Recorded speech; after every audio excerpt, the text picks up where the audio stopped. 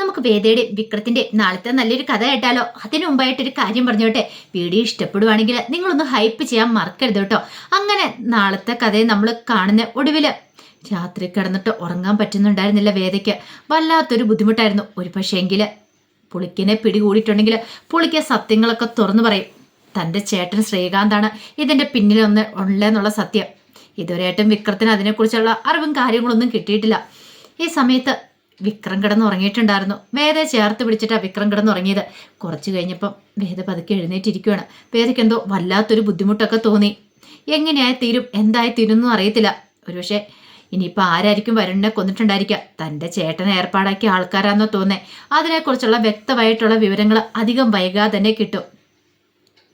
ഇതേ സമയത്ത് വിക്രം എഴുന്നേറ്റു. വിക്രം നോക്കിക്കഴിഞ്ഞപ്പോൾ വേദ എഴുന്നേറ്റിരിക്കുകയാണ്. ഇതെന്തു പറ്റി? നീ എന്തോ ഉറങ്ങാത്തേന്ന് ചോദിച്ചു. എനിക്കെന്തോ ഉറക്കം വന്നില്ല എന്ന് പറഞ്ഞു. എന്താ വേദേ, നിന്റെ മനസ്സിൽ എന്തെങ്കിലും ഉണ്ടെങ്കിൽ നീ എന്നോട് തുറന്നു പറ. അത് പിന്നെ എനിക്കറിയില്ല എന്താന്ന്. എന്തോ കാര്യമായിട്ടുണ്ട് നിന്റെ മനസ്സിൽ. എന്ത് കാര്യമാണെങ്കിലും നീ തുറന്നു പറഞ്ഞാൽ മതിയാവുള്ളൂ.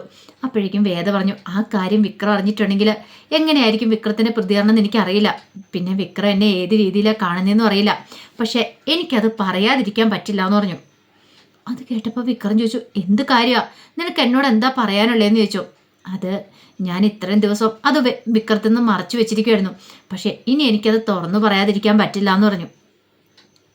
അപ്പോഴേക്കും വിക്രം പറഞ്ഞു, കാര്യം എന്താ വെച്ചാൽ പറ. അപ്പോഴാണ് വേദ ആ കാര്യം പറയണത്.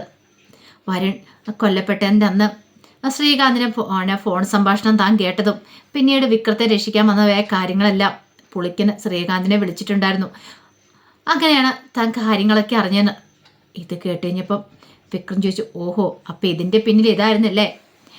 ഒരു പക്ഷേങ്കിൽ ശ്രീകാന്തിൻ്റെ അറിവോട് കൂടിയിട്ടാണ് പുളിക്കിന് ഇങ്ങനെയൊക്കെ പറഞ്ഞു വരുത്തിയത്. അപ്പം ശ്രീകാന്ത് അയച്ച ഗുണ്ടയായിരിക്കുമല്ലോ വരുണിനെ ഇല്ലാതാക്കിയിരിക്കുന്നത്. ശ്രീകാന്തിന് ഇതിനകത്ത് പങ്കുണ്ടല്ലേ എന്ന് ചോദിച്ചു. അത് കേട്ടപ്പോൾ വേദ പറഞ്ഞു, അങ്ങനെയാണ് ഞാൻ സംശയിക്കുന്നത്. ഞാൻ ആരോടും ഇതിനെക്കുറിച്ച് പറഞ്ഞിട്ടില്ല. ദീപ്തിയോട് പോലും പറഞ്ഞിട്ടില്ല. ഇതൊക്കെ പുറത്ത് വന്നിട്ടുണ്ടെങ്കിൽ എനിക്കറിയാം അധികം വൈകാതെ പുളിക്കനെ പിടികൂടും. പുളിക്കൻ എന്താളും സത്യാവസ്ഥ തുറന്നു പറയും. പക്ഷെ ആരെക്കൊണ്ടാണ് ഇത് ചെയ്യിച്ചതെന്നറിയില്ല. ആരോ വാടകയ്ക്ക് എടുത്തെന്ന് എനിക്ക് തോന്നണേന്ന് പറഞ്ഞു. അപ്പോഴേക്കും വിക്രമൻ, എന്നിട്ട് എന്താ നീ ഇത്രയും കാലം അത് പറയാതിരുന്നേ? അങ്ങനെയാണെങ്കിൽ ശ്രീകാന്തിനെ കൊണ്ട് ഞാനിത് സത്യങ്ങളൊക്കെ പറയിപ്പിക്കുമായിരുന്നല്ലോ എന്ന് പറഞ്ഞു. വിക്രം, വേണ്ട, ഇപ്പൊ ഒന്നിനും മുതിരണ്ട. എന്താണെങ്കിലും സത്യാവസ്ഥയൊക്കെ പുറത്തു വരാൻ പോലെ ധൈര്യമായിട്ട് ഇരിക്കാനൊക്കെ പറഞ്ഞു. വിക്രം പറഞ്ഞു, ഇന്നൊരു രാത്രിയും കൂടെ കഴിഞ്ഞ രക്ഷപ്പെട്ടു. വാസവന്റെ മുന്നിൽ ഹാജരാക്കുമല്ലോ പുളിക്കിനെ. അപ്പം സത്യങ്ങളൊന്നും തുറന്നു പറയാതിരിക്കാൻ പറ്റില്ല. പുളിക്കിനെല്ലാം പറഞ്ഞാൽ മതിയാവുള്ളൂ. അത് കേട്ടപ്പോൾ വേദ പറഞ്ഞു, അത് ശരിയാ. വിക്രം സമാധാനമായിട്ട് കിടന്ന് ഉറങ്ങിക്കോളാൻ പറഞ്ഞു. പക്ഷേ വിക്രത്തിന് ഉറങ്ങാൻ പറ്റുമോ? ശ്രീകാന്താണ് ഈ ചതിയുടെ എല്ലാം പിന്നിൽ. പിന്നീട് വേദ ആ കാര്യം പറയണേ, ശ്രീയേട്ടൻ ഇത് ചെയ്യുന്നത് എന്താന്ന് വെച്ചാൽ എൻ്റെ പേരിലാണ്.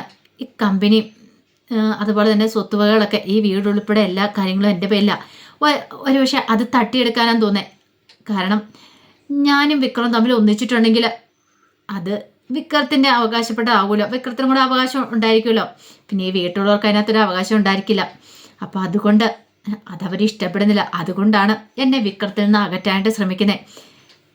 ഇത് കേട്ടപ്പോൾ വിക്രം പറഞ്ഞു, ഓഹോ, അപ്പം അങ്ങനെയാണല്ലേ കഥകൾ. അങ്ങനെയാണെങ്കിൽ ഞാൻ വെറുതെ വിടാൻ പോകുന്നില്ല എന്നൊക്കെ വേദയോട് പറഞ്ഞു. വേദയ്ക്ക് ആകെപ്പാടെ ടെൻഷനായി. വേദ പറഞ്ഞു, തൽക്കാലത്തേക്ക് പ്രശ്നമൊന്നും ഉണ്ടാക്കാൻ പോകണ്ടെന്ന് പറഞ്ഞു. ഒടുവിൽ വേദയോട് പറഞ്ഞു, നീ കിടന്ന് ഉറങ്ങിക്കോ, സമാധാനമായിട്ട് ഉറങ്ങാനൊക്കെ പറയണം. ഈ സമയത്ത് പുള്ളിക്കിന് ആകെപ്പാടെ ടെൻഷനില്ല. വാസു സാർ വന്നിട്ടുണ്ടെങ്കിൽ തൻ്റെ കാര്യത്തിൽ എങ്ങനെ തീരുമാനം എടുക്കണമെന്ന് അറിയത്തില്ല. ഒരു പക്ഷേങ്കിൽ കോടതി പോയി ആ സത്യങ്ങളൊക്കെ തുറന്നു പറയുകയാണെങ്കിൽ തന്നെ മാപ്പുസാക്ഷിയാക്കുമായിരിക്കും. അപ്പം വാസവനെ കൂട്ടാനാന്നും പറഞ്ഞുകൊണ്ട് ജോസഫും ജോണിയും കൂടെയാണ് പോയിരിക്കുന്നത്. അനിയൻകുട്ടനാണ് പുള്ളിക്കിനെ കാവൽ നിൽക്കുന്നത്. കാരണം കുറച്ച് കഴിയുമ്പോഴത്തേനും വാസവൻ ഇങ്ങോട്ടേക്ക് വരുമല്ലോ. അപ്പോൾ കാര്യങ്ങളൊക്കെ തുറന്നു പറഞ്ഞു കഴിയുമ്പോൾ പിന്നെ പ്രശ്നമില്ലല്ലോ എന്നൊക്കെ ഒരു ചിന്തയായിരുന്നു. ഇതേ സമയത്ത് ജോണി മാറി നിന്നിട്ട് ശ്രീകാന്തിനെ വിളിച്ചിട്ട് കാര്യങ്ങൾ പറയുന്നുണ്ട്. അതെ, ആ അനിയൻകുട്ടൻ അവിടെ കാവൽ നിൽക്കുന്നുണ്ട്. എൻ്റെ കൂടെ ജോസഫും ഉണ്ട്. വാസവും വരുമെന്നും പറഞ്ഞുകൊണ്ട് ഇവരൊക്കെ കാത്തു വയ്ക്കുന്നത്. ഞാൻ ഇങ്ങോട്ടേക്ക് മാറി നിന്നിട്ടാണ് വിളിക്കുന്നത്. സാർ എത്താറായെന്ന് ചോദിച്ചു. കുറച്ച് കഴിയുമ്പോഴത്തേനും ഞാനും കൂടെ എത്തും. ആ സമയത്ത് നീ ഒരു കാര്യം ചെയ്യണം. ആ ജോസഫിനെയും കൊണ്ട് എങ്ങോട്ടേലും ഒന്ന് മാറിക്കണമെന്ന് പറഞ്ഞു. അല്ല, അവിടെ വേറൊരുത്തനും കൂടെ ഉണ്ട്. അവൻ്റെ കാര്യങ്ങളൊക്കെ ഞങ്ങൾ നോക്കിക്കോളാം. ആ കാര്യത്തിലൊന്നും പേടിക്കേണ്ട. ഞാൻ ധൈര്യമായിട്ടിരിക്കാൻ പറഞ്ഞു. അങ്ങനെ ജോണി ജോസഫിൻ്റെ അടുത്തേക്ക് വന്നിട്ട് പറഞ്ഞു, അതെ, വാസവ സാറെ വിളിച്ചേ, ഇപ്പം തന്നെ വരൂ എന്നൊക്കെ പറഞ്ഞു. ജോസഫിന് സംശയമൊന്നും തോന്നിയില്ല. വാസവനല്ലേ ഇങ്ങോട്ടേക്ക് പറഞ്ഞു വിട്ടെ. ജോണിയാണെങ്കിൽ വാസവൻ്റെ വിശ്വസ്തനും ഉറ്റ സുഹൃത്തുമാണ്. അപ്പം പിന്നെ ചതിക്കേണ്ട കാര്യമില്ലോ. അങ്ങനെ ഒരു ചിന്ത പോലും ജോസഫിൻ്റെ മനസ്സിലും ഉണ്ടായില്ല.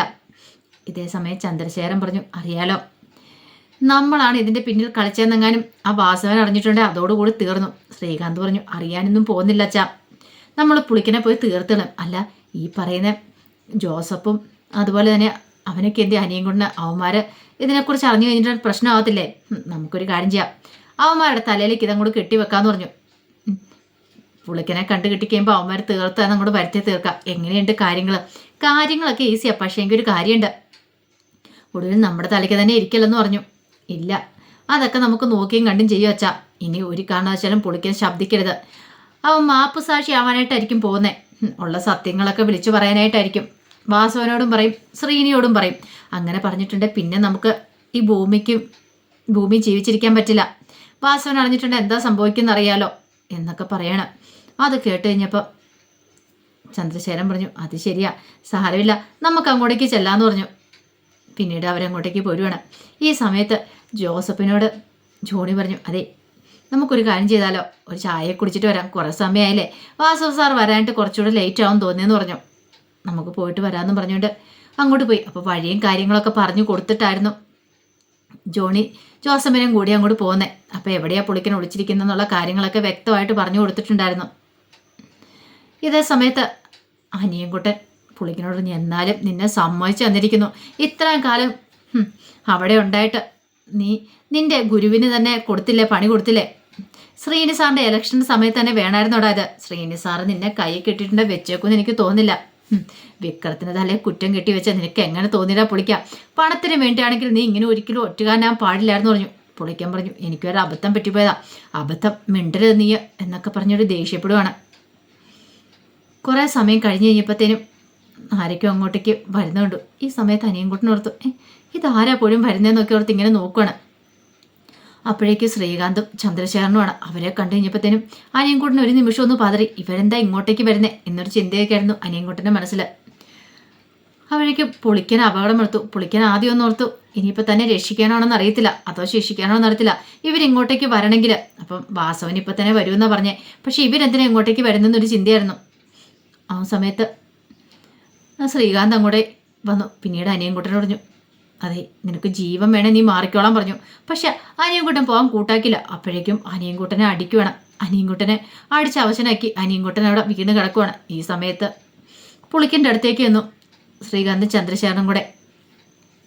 അങ്ങനെ ചെന്നിട്ട് പുളിക്കൻ്റെ അടുത്തേട്ട് പറഞ്ഞു, ഇത്രയും കാലം നീ ഞങ്ങളെ പറ്റിച്ച് കഴിയുമായിരുന്നില്ലേടാ, നീ സത്യങ്ങളൊക്കെ വാസവനോടും അതുപോലെ ശ്രീനിയോടും വിളിച്ചു പറയല്ലേന്ന് ചോദിച്ചു. അയ്യോ, അത് പിന്നെ സാറേ, എനിക്ക് നിവൃത്തിയില്ലാത്തതുകൊണ്ട് പറഞ്ഞു പോയതാ, കൂടുതലൊന്നും പറയണ്ട, നീ ഭൂമിയിൽ ഇനി ജീവിച്ചിരുന്നിട്ടുണ്ടെങ്കിൽ ഞങ്ങൾക്ക് പാരയാ എന്നും പറഞ്ഞിട്ട് എന്ത് ചെയ്തു, ശ്രീകാന്ത് ഒരു കത്തിയും കെടുത്ത് കുത്താനായിട്ട് അങ്ങ് തുടങ്ങുവാണ് പുളിക്കനെ. അപ്പോൾ അതിൻ്റെ വിശേഷങ്ങളൊക്കെ കാണുന്ന നാളെ എന്തായി തീരുമെന്ന് അറിയത്തില്ല. ഒരു പക്ഷേ ആ സമയത്ത് ഇനിയിപ്പം ജോസഫ് അങ്ങോട്ടേക്ക് വരുമോയെന്ന് അറിയത്തില്ല. അനിയൻകുട്ടൻ വിവരം വിളിച്ച് പറഞ്ഞനുസരിച്ച് പുളിക്കനെ രക്ഷപ്പെടുത്തുമോയെന്ന് അറിയത്തില്ല. അതിൻ്റെ വിശേഷങ്ങൾക്കായി നമുക്ക് എല്ലാവർക്കും കാത്തിരിക്കാം കേട്ടോ. ഒരിക്കൽ കൂടി എല്ലാവർക്കും ശുഭരാത്രി നേർന്നുകൊണ്ട് നിർത്തുന്നു.